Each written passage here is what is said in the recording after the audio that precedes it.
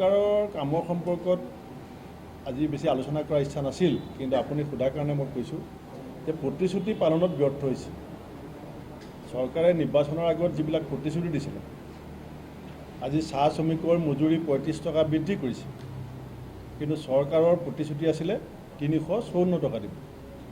গতিকে ৰাইজে কাণ থিয় কৰি ৰৈ আছে যে চাহ শ্ৰমিকৰ মজুৰি প্ৰকৃতাৰ্থত ৩৫৪ টকা হৈছিল নে নাই।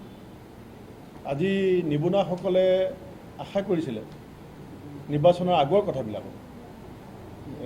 এটা ৰাজনৈতিক দলক চৰকাৰলৈ ৰাইজে অনাৰ মূল উদ্দেশ্য কি? যে দলটোৰ প্ৰতিশ্ৰুতিৰ ওপৰত বিশ্বাস ৰাখি প্ৰতিশ্ৰুতিখিনি ভাল পাই পেলাই সমৰ্থন কৰে। আজি নিবনুৱাসকল হতাশ হৈছে।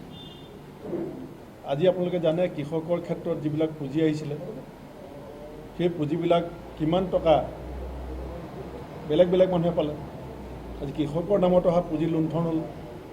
গতিকে আঁচনিবিলাকৰ বাস্তৱিক ৰূপায়ণ আৰু প্ৰতিশ্ৰুতিবিলাক বাস্তৱিতকৰণত যে চৰকাৰ বিফল হৈছে,